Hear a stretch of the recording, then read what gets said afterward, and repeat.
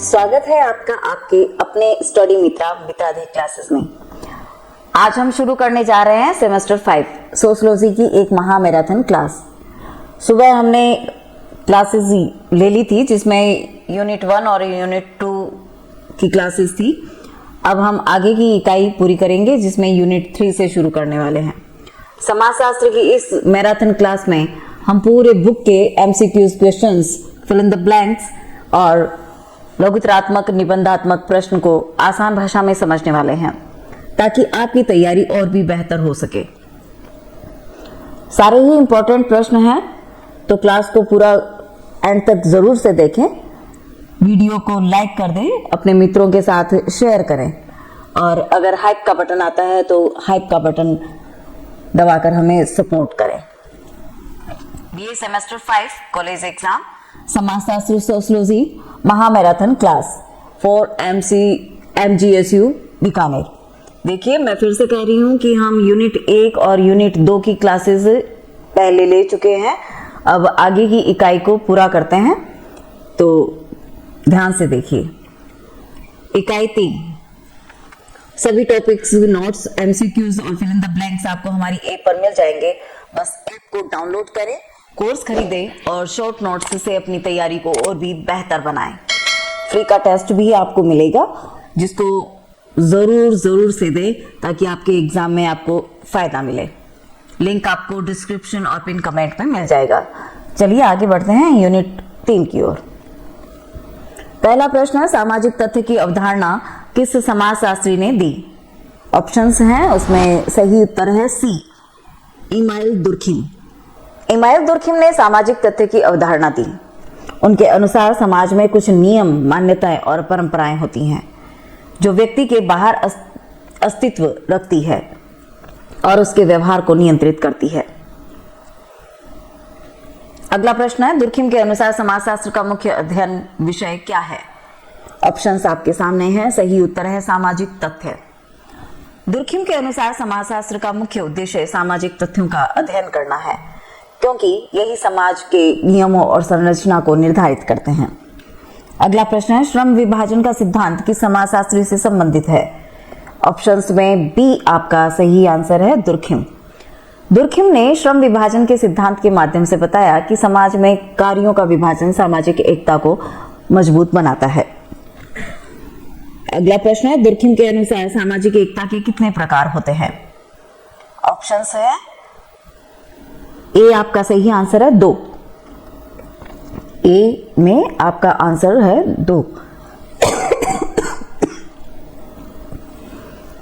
Durkheim ने सामाजिक एकता के 2 प्रकार बताए, यांत्रिक एकता और जैविक एकता। अगला प्रश्न है, यांत्रिक एकता मुख्यतः किस प्रकार के समाज में पाई जाती है? ऑप्शंस हैं, उसमें सी आपका सही उत्तर है, प्रारंभिक समाज। यांत्रिक एकता उन समाजों में पाई जाती है जहां लोगों का जीवन समान होता है और श्रम विभाजन कम होता है। अगला प्रश्न है, जैविक एकता किस प्रकार के समाज की विशेषता है? ऑप्शंस हैं, बी आपका सही आंसर है, आधुनिक समाज।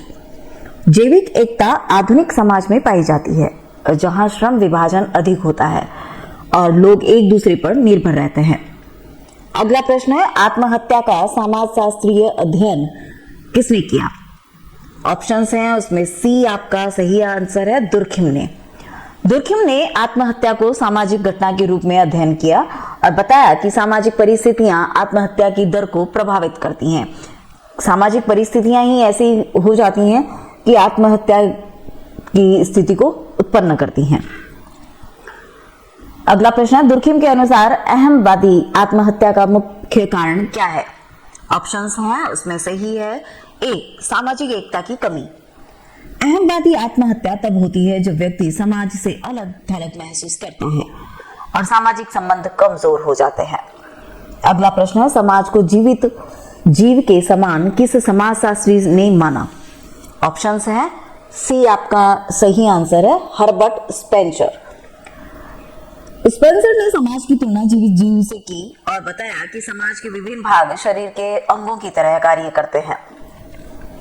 अगला प्रश्न है, उद्विकास का सिद्धांत किस समाजशास्त्री से संबंधित है? ऑप्शंस आपके सामने हैं, उसका बी आंसर सही है हर्बर्ट स्पेंसर। हर्बर्ट स्पेंसर ने सामाजिक उत्विकास का सिद्धांत दिया। उनके अनुसार समाज सरल से जटिल अवस्था की ओर विकसित होता है, सरल से जटिलता की ओर। अब बड़े प्रश्न उत्तरों की तरफ चलते हैं। पहला है सामाजिक तथ्य का अर्थ स्पष्ट कीजिए। इमाइल दुर्खिम के अनुसार सामाजिक तथ्य वे नियम, मान्यताएं और व्यवहार होते हैं जो व्यक्ति के व्यवहार अस्तित्व रखते हैं और उसके व्यवहार को नियंत्रित करते हैं। ये समाज की सामूहिक चेतना से उत्पन्न होते हैं। व्यक्ति इन नियमों का पालन करने के लिए बाध्य होता है। इसीलिए सामाजिक तथ्य समाज के अध्ययन का महत्वपूर्ण विषय माने जाते हैं। मुख्य बिंदु, सामाजिक तथ्य व्यक्ति से बाहर स्वतंत्र रूप से मौजूद होते हैं। ये समाज की सामूहिक चेतना से उत्पन्न होते हैं। सामाजिक नियम व्यक्ति के व्यवहार को नियंत्रित करते हैं। समाज के सभी सदस्यों पर इनका प्रभाव पड़ता है। ये सामाजिक व्यवस्था को बनाए रखने में सहायक होते हैं। दुर्खिम ने इन्हें समाजशास्त्र का मुख्य अध्ययन विषय माना। इसको सरल तरीके से यूं कहे कि सामाजिक तथ्य की अवधारणा किसने दी? दुर्खिम ने, इमाइल दुर्खिम ने। दुर्खिम कहते हैं कि समाज में कुछ नियम और मान्यताएं होती हैं जो व्यक्ति से बड़ी होती हैं, यानी ये नियम व्यक्ति के बाहर मौजूद होते हैं और ये व्यक्ति के व्यवहार को प्रभावित करते हैं। व्यक्ति चाहे या ना चाहे उसे इन नियमों का पालन करना ही पड़ता है। इन्हीं नियमों और मान्यताओं को दुर्खिम सामाजिक तथ्य कहते हैं। अगला प्रश्न है श्रम विभाजन की संकल्पना को स्पष्ट कीजिए। श्रम विभाजन का अर्थ है कि समाज में कार्यों का विभिन्न व्यक्तियों या समूहों के बीच विभाजन होना। दुर्खिम के अनुसार श्रम विभाजन समाज में सहयोग और एकता को बढ़ाता है। जब लोग अलग अलग कार्य करते हैं तो वे एक दूसरे पर निर्भर हो जाते हैं। इससे समाज का संगठन मजबूत होता है। मुख्य बिंदु, श्रम विभाजन का अर्थ कार्यों का अलग अलग विभाजन है। समाज में विभिन्न लोग अलग अलग कार्य करते हैं। इससे लोगों के बीच सहयोग की भावना बढ़ती है। समाज में पारस्परिक निर्भरता विकसित होती है। आधुनिक समाज में श्रम विभाजन अधिक पाया जाता है। दुर्खिम ने इसे सामाजिक एकता का आधार माना। सरल तरीके में से समझते हैं हम। श्रम विभाजन का अर्थ है, श्रम विभाजन का मतलब काम का अलग अलग लोगों में बंट जाना, लोगों के अनुसार उन काम को बांट देना। समाज में हर व्यक्ति अलग अलग काम करता है। कोई शिक्षक है, कोई डॉक्टर है, कोई व्यापारी है, कोई किसान है। जब सब लोग अलग अलग काम करते हैं तो वे एक दूसरे पर निर्भर हो जाते हैं। इसी कारण समाज में सहयोग और एकता बढ़ती है। जब हम अलग अलग काम बांट देते हैं तो हमें एक दूसरे की सहयोग की भी आवश्यकता होती है और हम निर्भर भी होते हैं। तो इससे क्या होता है, वो एकता बढ़ती है। अगला प्रश्न है यांत्रिक एकता का अर्थ स्पष्ट कीजिए। यांत्रिक एकता वह सामाजिक एकता है जो प्रारंभिक और पारंपरिक समाजों में पाई जाती है। इन समाजों में लोगों का जीवन, विचार और कार्य लगभग समान होते हैं। इसीलिए समाज के सदस्य एक दूसरे से गहराई से जुड़े रहते हैं। इस प्रकार की एकता समानता के आधार पर बनी होती है। मुख्य बिंदु, यांत्रिक एकता प्रारंभिक समाज में अधिक पाई जाती है। समाज के लोगों का जीवन और कार्य समान होते हैं। सामूहिक चेतना का प्रभाव अधिक दिखाई देता है। समाज में परंपराओं का महत्वपूर्ण स्थान होता है। समानता के कारण समाज में मजबूत एकता बनी रहती है। दुर्खिम ने इसे पारंपरिक समाज की विशेषता बताया। सरल शब्दों में कहें कि यांत्रिक एकता क्या होती है? यह ऐसी सामाजिक एकता है जो पुराने या पारंपरिक समाजों में पाई जाती है। इन समाजों में लोगों का जीवन लगभग एक जैसा होता है। लोग एक जैसे काम करते हैं और एक जैसी परंपराएं मानते हैं। इसी कारण समाज में मजबूत एकता बनी रहती है। दुर्खिम ने इसी एकता को यांत्रिक एकता कहा है। अगला प्रश्न है जैविक एकता की संकल्पना को स्पष्ट कीजिए। जैविक एकता आधुनिक समाजों में पाई जाती है जहां श्रम विभाजन अधिक विकसित होता है। समाज के लोग विभिन्न प्रकार के कार्य करते हैं और एक दूसरे पर निर्भर रहते हैं। इस पारस्परिक निर्भरता के कारण समाज में एकता बनी रहती है। इसे दुर्खिम ने जैविक एकता कहा है। मुख्य बिंदु है जैविक एकता आधुनिक समाजों की विशेषता है। समाज में श्रम विभाजन अधिक विकसित होता है। लोग अलग अलग कार्यों में विशेषज्ञ होते हैं। समाज में पारस्परिक निर्भरता बढ़ जाती है। सहयोग के आधार पर सामाजिक एकता बनती है। दुर्खिम ने इसे आधुनिक समाज की एकता बताया। इसको इस तरीके से समझते हैं कि जैविक एकता क्या होती है। यह आधुनिक समाजों में पाई जाती है। आधुनिक समाज में लोग अलग अलग काम करते हैं, कोई इंजीनियर है, डॉक्टर है, अध्यापक है, व्यापारी है। इस कारण लोग एक दूसरे पर निर्भर हो जाते हैं और पारस्परिक निर्भरता से समाज में एकता बनी रहती है। इसी को ही दुर्खिम ने जैविक एकता कहा। जीव जो है वो एक दूसरे अलग अलग काम करते हैं और एक दूसरे पर निर्भर रहते हैं और वो एकता बनी रहती है समाज में। अगला प्रश्न है, हर्बर्ट स्पेंसर के उद्विकास सिद्धांत को स्पष्ट कीजिए। हर्बर्ट स्पेंसर ने सामाजिक उद्विकास का सिद्धांत प्रस्तुत किया। उनके अनुसार समाज का विकास सरल से जटिल अवस्था की ओर होता है। जैसे जीवित जीवों का विकास होता है, वैसे ही समाज भी समय के साथ विकसित होता है। इस प्रक्रिया में सामाजिक संस्थाएं और संरचनाएं अधिक जटिल बन जाती हैं। मुख्य बिंदु, स्पेंसर ने समाज को जीवित जीव के समान माना। समाज का विकास सरल से जटिल अवस्था की ओर होता है। समय के साथ सामाजिक संरचना विकसित होती है। समाज में संस्थाएं और संगठन जटिल बनते हैं। सामाजिक परिवर्तन विकास की प्रक्रिया को दर्शाता है। उद्विकास सिद्धांत समाज के क्रमिक विकास को समझाता है। देखिए, हर्बर्ट स्पेंसर का उद्विकास सिद्धांत। स्पेंसर कहते हैं समाज धीरे धीरे विकसित होता है। जैसे एक जीवित जीव समय के साथ बढ़ता है, वैसे ही समाज भी समय के साथ बदलता है। पहले समाज सरल होता है, फिर धीरे धीरे जटिल हो जाता है। समय के साथ समाज में नई संस्थाएं और नई व्यवस्थाएं विकसित होती हैं। इसी प्रक्रिया को स्पेंसर सामाजिक उद्विकास कहते हैं। अगला प्रश्न है, सामूहिक चेतना का अर्थ स्पष्ट कीजिए। इस इमाइल दुर्खिम के अनुसार सामूहिक चेतना समाज के साझा विश्वासों, मूल्यों और विचारों का समूह है। यह समाज के सभी सदस्यों को एक साथ जोड़ने का कार्य करती है। सामूहिक चेतना समाज के नियमों और परंपराओं को बनाए रखने में महत्वपूर्ण भूमिका निभाती है। इसके प्रभाव से समाज में एकता और अनुशासन बना रहता है। मुख्य बिंदु, सामूहिक चेतना समाज के साझा विचारों का समूह है। यह समाज के सदस्यों को एक साथ जोड़ती है। सामाजिक नियम और परंपराएं इससे प्रभावित होते हैं। समाज में अनुशासन और व्यवस्था बनाए रखने में सहायक है। प्रारंभिक समाजों में इसका प्रभाव अधिक होता है। दुर्खिम ने इसे सामाजिक एकता का आधार माना। अगला प्रश्न है, सामाजिक एकता का अर्थ स्पष्ट कीजिए। सामाजिक एकता से तात्पर्य समाज के सदस्यों के बीच सहयोग और आपसी जुड़ाव से है। यह समाज में व्यवस्था और संतुलन बनाए रखने में महत्वपूर्ण भूमिका निभाती है। दुर्खिम के अनुसार सामाजिक एकता समाज की स्थिरता का आधार है। समाज में एकता होने से लोग मिलकर कार्य करते हैं और सामाजिक जीवन सुचारू रूप से चलता है। मुख्य बिंदु, सामाजिक एकता समाज के सदस्यों को जोड़ती है। यह समाज में सहयोग की भावना को बढ़ाती है। समाज में संतुलन और स्थिरता बनाए रखने में सहायक है। साझा मूल्य और विश्वास एकता को मजबूत करते हैं। समाज के विकास में एकता का महत्वपूर्ण योगदान होता है। दुर्खिम ने सामाजिक एकता को समाज की नींव माना। अगला प्रश्न है, अहमवादी आत्महत्या का अर्थ स्पष्ट कीजिए। अहमवादी आत्महत्या दुर्खिम द्वारा बताए गए आत्महत्या के प्रकारों में से एक है। यह तब होती है जब व्यक्ति समाज से अलग थलग महसूस करता है और उसके सामाजिक संबंध कमजोर हो जाते हैं। समाज के साथ जुड़ाव कम होने के कारण व्यक्ति अकेलापन महसूस करता है। यदि यही स्थिति उसे आत्महत्या की ओर प्रेरित कर सकती है। मुख्य बिंदु आपके सामने हैं, इनका दोहरान कर लें। अगला है, परार्थवादी आत्महत्या का अर्थ स्पष्ट कीजिए। परार्थवादी आत्महत्या वह स्थिति है जब व्यक्ति समाज या समूह के हित में अपना जीवन त्याग देता है। इसमें व्यक्ति समाज के प्रति अत्यधिक समर्पित होता है। समाज के नियम और मूल्य उसके व्यक्तिगत जीवन से अधिक महत्वपूर्ण बन जाते हैं। दुर्खिम ने इसे सामाजिक एकता की अधिकता से संबंधित बताया। आत्महत्या समाज के लिए बलिदान से जुड़ी है, जीवन से अधिक महत्व देता है। व्यक्ति समाज के नियम मूल्य अत्यधिक प्रभावी होते हैं। समूह के प्रति व्यक्ति की अत्यधिक समर्पण हो जाता है।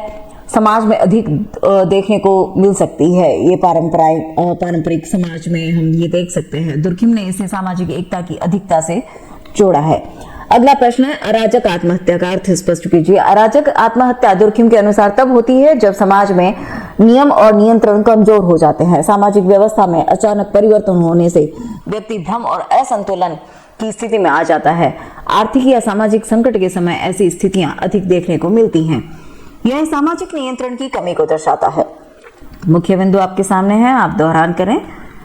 अब चलते हैं इकाई 4 की तरफ। उससे पहले सभी टॉपिक्स के नोट्स, एमसीक्यूज और फिल इन द ब्लैंक्स आप ऐप पर आपको मिल जाएंगे। आप उसे डाउनलोड करें। शॉर्ट्स नोट्स आप अपनी तैयारी को और भी बेहतर बनाएंगे।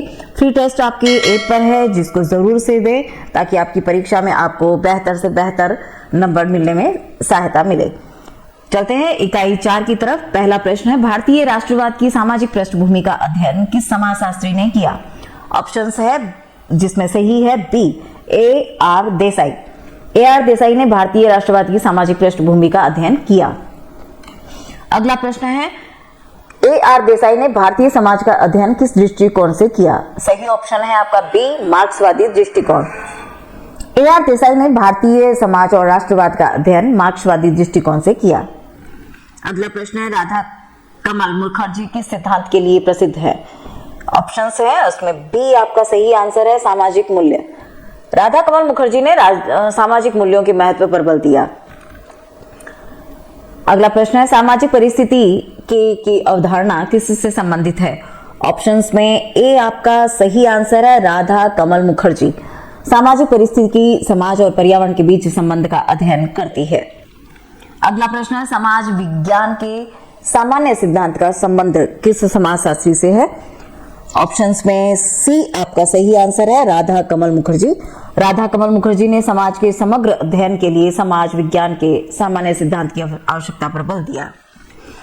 अगला प्रश्न है, भारतीय राष्ट्रवाद के विकास में किस कारक का महत्वपूर्ण योगदान था? ऑप्शंस में डी आपका सही है, उपयुक्त सभी। ये सारे हैं आधुनिक शिक्षा, औद्योगिकरण, परिवहन और संचार का विकास। अगला प्रश्न है, सामाजिक मूल्य किसे कहते हैं? ऑप्शंस में बी आपका सही है, समाज द्वारा स्वीकार आदर्श। 8वां, सामाजिक परिस्थिति की मुख्य रूप से किस संबंध का अध्ययन किया जाता है? ऑप्शंस में बी आपका सही आंसर है, समाज और पर्यावरण। अगला प्रश्न है, भारतीय समाजशास्त्र के अध्ययन में किसका विशेष महत्व है? ऑप्शंस में ए आपका सही आंसर है, संस्कृति और परंपराएं। अगला प्रश्न है, सामाजिक मूल्य समाज में किसे बनाए रखने में सहायक होते हैं? ऑप्शंस में बी आपका सही आंसर है, नैतिक व्यवस्था। बड़े प्रश्नों उत्तरों की तरफ चलते हैं। A.R. देसाई का भारतीय समाजशास्त्र में योगदान स्पष्ट कीजिए। A.R. देसाई भारतीय समाजशास्त्र के महत्वपूर्ण विचारक थे, जिन्होंने भारतीय समाज और राष्ट्रवाद का गहन अध्ययन किया। उन्होंने भारतीय राष्ट्रवाद की सामाजिक पृष्ठभूमि का विश्लेषण करते हुए बताया कि राष्ट्रवाद केवल राजनीतिक घटना नहीं बल्कि सामाजिक और आर्थिक परिवर्तन का परिणाम था। उन्होंने भारतीय समाज का अध्ययन मार्क्सवादी दृष्टिकोण से किया। समाजशास्त्र के प्रमुख विद्वान थे। भारतीय राष्ट्रवाद समाजशास्त्री अध्ययन किया। इन्होंने समाज का अध्ययन मार्क्सवादी दृष्टिकोण से किया। सामाजिक और आर्थिक परिवर्तन को राष्ट्रवाद का कारण बताया। छोटे रूप में समझने की कोशिश करते हैं कि उन्होंने भारतीय समाज और भारतीय राष्ट्रवाद का गहन अध्ययन किया। देसाई जी कहते हैं कि भारतीय राष्ट्रवाद सिर्फ राजनीतिक घटना नहीं था बल्कि इसके पीछे सामाजिक और आर्थिक कारण थे। उन्होंने भारतीय समाज का अध्ययन मार्क्सवादी दृष्टिकोण से किया और बताया कि समाज में होने वाले परिवर्तन राष्ट्रवाद को मजबूत बनाते हैं। अगला प्रश्न है, भारतीय राष्ट्रवाद की सामाजिक पृष्ठभूमि को स्पष्ट कीजिए। भारतीय राष्ट्रवाद का विकास केवल राजनीतिक कारणों से नहीं हुआ बल्कि सामाजिक और आर्थिक परिवर्तनों के कारण भी हुआ। अंग्रेजी शासन के समय आधुनिक शिक्षा, औद्योगिकरण और परिवहन के विकास ने समाज में नई चेतना उत्पन्न की। इससे लोगों में राष्ट्रीय भावना का विकास हुआ। इसी प्रक्रिया के परिणाम स्वरूप भारतीय राष्ट्रवाद मजबूत हुआ। मुख्य बिंदु है, आप इसका दोहरान करें, इसको छोटे तरीके में समझते हैं। भारतीय राष्ट्रवाद कैसे विकसित हुआ? भारत में जब अंग्रेजी शासन आया तब समाज में कई परिवर्तन हुए। आधुनिक शिक्षा का प्रसार हुआ, औद्योगिकरण शुरू हुआ और परिवहन तथा संचार का विकास हुआ। इन सब परिवर्तनों से लोगों में नई राष्ट्रीय चेतना जागी। इसी कारण भारत में राष्ट्रवाद धीरे धीरे मजबूत हो गया। अगला प्रश्न है, राधा कमल मुखर्जी के सामाजिक मूल्य सिद्धांत को स्पष्ट कीजिए। राधा कमल मुखर्जी ने सामाजिक जीवन में मूल्यों के महत्व पर विशेष बल दिया। उनके अनुसार सामाजिक मूल्य समाज द्वारा स्वीकार किए गए आदर्श होते हैं जो लोगों के व्यवहार को दिशा देते हैं। सामाजिक मूल्य समाज में नैतिकता और अनुशासन बनाए रखते हैं। ये समाज की संस्कृति और परंपराओं से जुड़े होते हैं और सामाजिक जीवन को स्थिरता प्रदान करते हैं। मुख्य बिंदु आपके सामने हैं, इनका दोहरान करें, सरल तरीके से समझने की कोशिश करते हैं। राधा कमल मुखर्जी ने सामाजिक मूल्यों पर विशेष जोर दिया। वे कहते हैं सामाजिक मूल्य वे आदर्श और मान्यताएं होते हैं जिन्हें समाज स्वीकार करता है। ये मूल्य लोगों के व्यवहार को दिशा देते हैं। इन्हीं के कारण समाज में नैतिकता और अनुशासन बना रहता है। इस प्रकार सामाजिक मूल्य समाज को स्थिर और संतुलित बनाते हैं। अगला प्रश्न है, सामाजिक परिस्थिति की कल्पना को स्पष्ट कीजिए।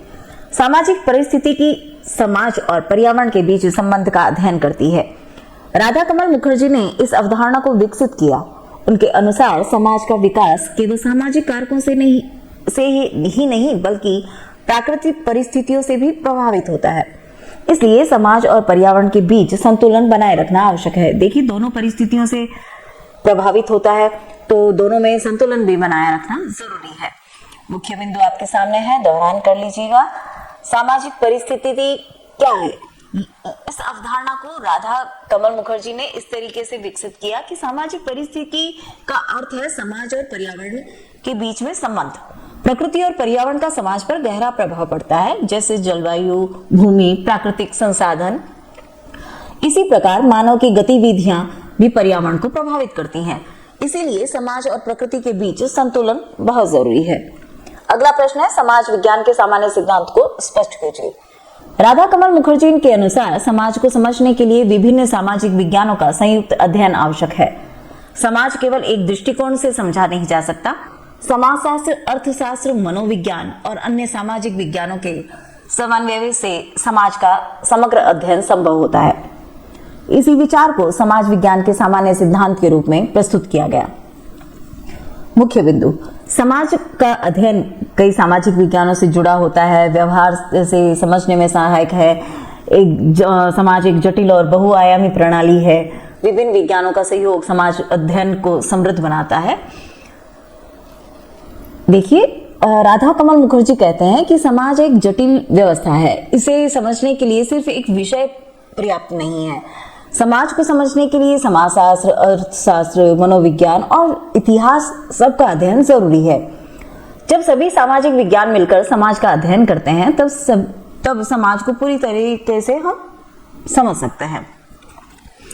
अगला प्रश्न है, सामाजिक मूल्य का अर्थ स्पष्ट कीजिए। सामाजिक मूल्य वे आदर्श और मान्यताएं होते हैं जिन्हें समाज स्वीकार करता है। ये व्यक्ति के व्यवहार को दिशा देने का कार्य करते हैं। समाज में सही और गलत का निर्धारण भी सामाजिक मूल्यों के आधार पर होता है। इसलिए सामाजिक मूल्य समाज की नैतिक व्यवस्था और सामाजिक संतुलन को बनाए रखने में महत्वपूर्ण भूमिका निभाते हैं।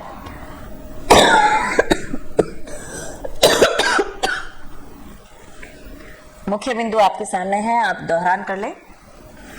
अगला प्रश्न है, समाज और पर्यावरण के संबंध को स्पष्ट कीजिए। समाज और पर्यावरण एक दूसरे से गहराई से जुड़े हुए हैं। प्राकृतिक संसाधन, जलवायु और भौगोलिक परिस्थितियां समाज के जीवन को प्रभावित करती हैं। इसी प्रकार मानव की गतिविधियां भी पर्यावरण को प्रभावित करती हैं। इसीलिए समाज और प्रकृति के बीच संतुलन बनाए रखना आवश्यक है। मुख्य बिंदु हैं, आप उनका दोहरान करें। अगला प्रश्न है, सामाजिक विज्ञानों की एकता का अर्थ स्पष्ट कीजिए। सामाजिक विज्ञानों की एकता का अर्थ है कि समाज के अध्ययन में विभिन्न सामाजिक विज्ञानों का सहयोग होना चाहिए। समाज एक जटिल व्यवस्था है, इसीलिए इसे समझने के लिए समाजशास्त्र, अर्थशास्त्र, मनोविज्ञान और इतिहास जैसे विषयों का संयुक्त अध्ययन आवश्यक है। इस प्रकार सामाजिक विज्ञानों का समन्वय समाज के समग्र अध्ययन में सहायक होता है। मुख्य बिंदु है, उनका दोहरान करें। अगला प्रश्न है, भारतीय समाज में संस्कृति की भूमिका स्पष्ट कीजिए। संस्कृति समाज की जीवन शैली और परंपराओं को दर्शाती है। भारतीय समाज में संस्कृति का विशेष महत्व है क्योंकि यह लोगों के व्यवहार, विकास, विश्वास और जीवन पद्धति को प्रभावित करती है। संस्कृति के माध्यम से समाज की परंपराएं एक पीढ़ी से दूसरी पीढ़ी तक पहुंचती है। इस प्रकार संस्कृति समाज की पहचान और निरंतरता को बनाए रखती है। मुख्य बिंदु है, उनका आप दोहरान करें। भारतीय समाज में सामाजिक परिवर्तन को स्पष्ट कीजिए। उत्तर है, भारतीय समाज में सामाजिक परिवर्तन समय के साथ विभिन्न कारणों से हुआ है। आधुनिक शिक्षा, औद्योगिकरण और तकनीकी विकास ने समाज में नई सोच और नए अवसर उत्पन्न किए हैं। इन परिवर्तनों के कारण समाज की संरचना और जीवन शैली में बदलाव आया है। सामाजिक परिवर्तन समाज के विकास का महत्वपूर्ण संकेत है। मुख्य बिंदु हैं, आप उनका दोहरान करें। इकाई 5 की तरफ जाने से पहले आपको बता दें कि यूनिट 1 और 2 आपकी पहली क्लासेस में दे चुके हैं, उनको आप देख लें। और यूनिट 3 से लेके आपकी 4 और 5 जो है वो अभी आपको दे ही रहे हैं, तो आप इनको दोनों को ध्यान से देख लें। सभी टॉपिक्स, नोट्स, एमसीक्यूज और फिल इन द ब्लैंक्स आपको आपकी ऐप पर मिल जाएंगे। बस ऐप को डाउनलोड करें, कोर्स खरीदें, शॉर्ट नोट्स को अपनी बेहतर तैयारी बनाने में सहयोग करेगी।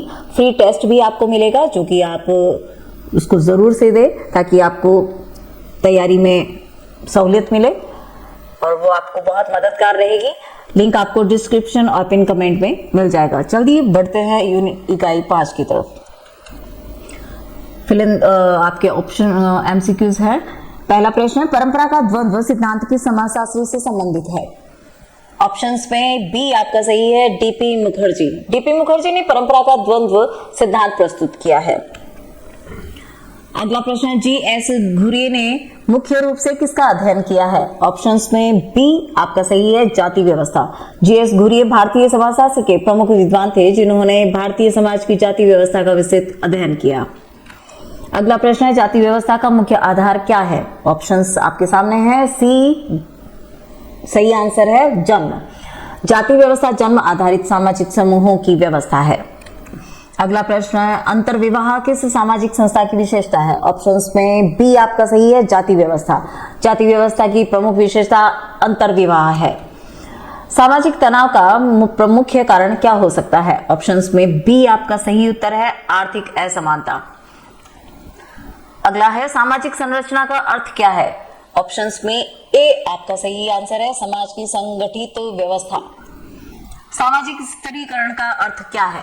ऑप्शंस में बी आपका सही आंसर है, समाज में स्तरों का विभाजन। अगला है, वर्ग किस प्रकार बनते हैं। ऑप्शंस हैं, उसमें सी आपका सही उत्तर है, आर्थिक स्थिति। वर्ग मुख्य रूप से आर्थिक आधार पर ही बनते हैं। अगला प्रश्न है, सामाजिक गतिशीलता का अर्थ क्या है। ऑप्शंस में बी आपका सही उत्तर है, सामाजिक स्थिति में परिवर्तन। सामाजिक गतिशीलता का अर्थ है व्यक्ति या समूह की सामाजिक स्थिति समय के साथ बदल सकती है। भारतीय समाज की प्रमुख विशेषता क्या है। ऑप्शंस आपके सामने है, सही उत्तर है बी, संरचनात्मक विविधता। बड़े प्रश्न उत्तरों की तरफ चलते हैं। डीपी मुखर्जी का भारतीय समाजशास्त्र में योगदान स्पष्ट कीजिए। डीपी मुखर्जी भारतीय समाजशास्त्र के प्रमुख विचारकों में से एक थे। उन्होंने भारतीय समाज के अध्ययन में परंपरा, संस्कृति और समाज परिवर्तन पर विशेष बल दिया।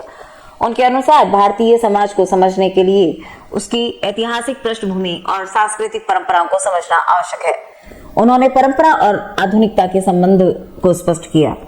मुख्य बिंदु आपके सामने है, दोहरान करें, इसको सरल भाषा में समझने की कोशिश करते हैं। डीपी मुखर्जी ने बताया कि भारतीय समाज का अध्ययन गहराई से किया। मुखर्जी कहते हैं कि भारतीय समाज को समझने के लिए उसकी संस्कृति, परंपराओं को समझना जरूरी है। उन्होंने समाज के अध्ययन में इतिहास और संस्कृति दोनों को महत्व दिया। उन्होंने ये भी बताया कि परंपरा और आधुनिकता दोनों भारतीय समाज को प्रभावित करती हैं। इसी कारण डीपी मुखर्जी के विचार भारतीय समाज को समझने में बहुत ही महत्वपूर्ण माने जाते हैं। अगला प्रश्न है, परंपरा का द्वंद्व सिद्धांत स्पष्ट कीजिए। परंपरा का द्वंद्व सिद्धांत डीपी मुखर्जी द्वारा प्रस्तुत किया गया। इसके अनुसार भारतीय समाज में परंपरा और आधुनिकता के बीच निरंतर संघर्ष और संतुलन बना रहता है। नई परिस्थितियां और विचार समाज में परिवर्तन लाते हैं। इसी प्रक्रिया के कारण समाज धीरे धीरे विकसित होता है। मुख्य बिंदु आपके सामने है, कृपया दोहरान करें।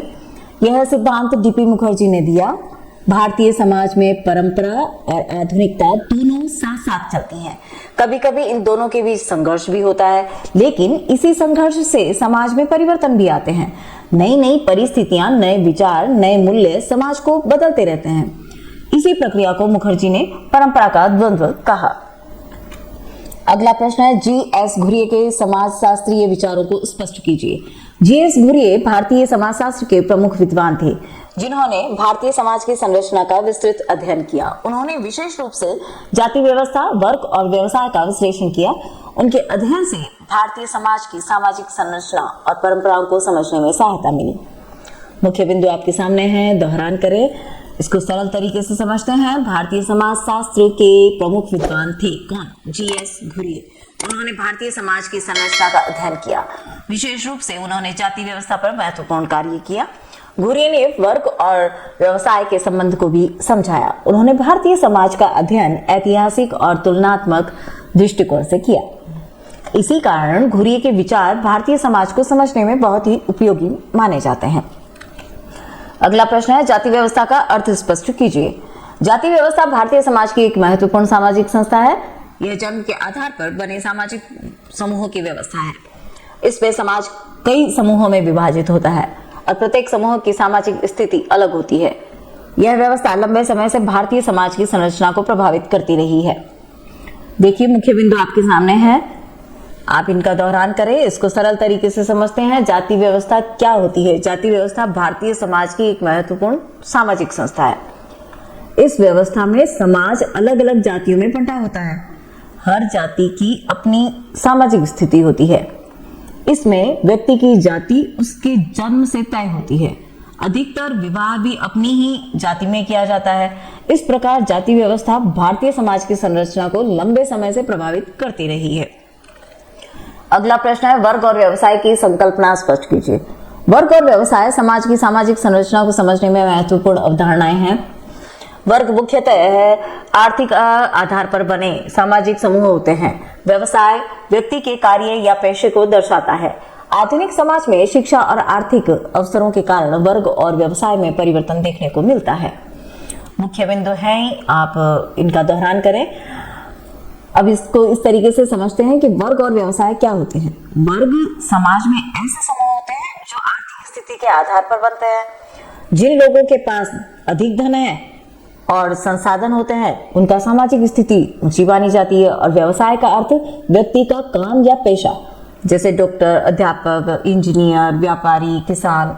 आधुनिक समाज में शिक्षा, रोजगार के कारण व्यवसाय और वर्ग दोनों बदलते रहते हैं। देखिए, रोजगार और व्यवसाय के कारण जो है ये वर्ग विभाजन बदलता रहता है। अगला प्रश्न है, सामाजिक तनाव का अर्थ स्पष्ट कीजिए।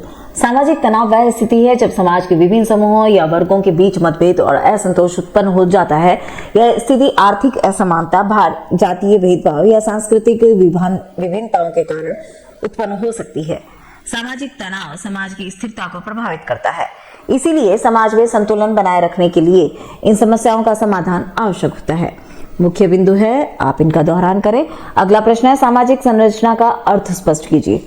सामाजिक संरचना समाज के विभिन्न समूहों, संस्थाओं और संबंधों की संगठित व्यवस्था को दर्शाती है। समाज में परिवार, धर्म, शिक्षा और अर्थव्यवस्था जैसी संस्थाएं मिलकर सामाजिक संरचना का निर्माण करती है। यह संरचना समाज में व्यवसाय और संतुलन बनाए रखने में सहायता करती है। मुख्य बिंदु है, उसका दोहरान करें। अगला है, सामाजिक स्तरीकरण का अर्थ स्पष्ट कीजिए। सामाजिक स्तरीकरण समाज में व्यक्तियों और समूहों के बीच असमानता स्तरों के विभाजन को दर्शाता है। समाज में कुछ लोगों के पास अधिक संसाधन और शक्ति होती है जबकि कुछ के पास कम होती है। इस प्रकार समाज के विभिन्न स्तरों में विभाजित हो जाता है।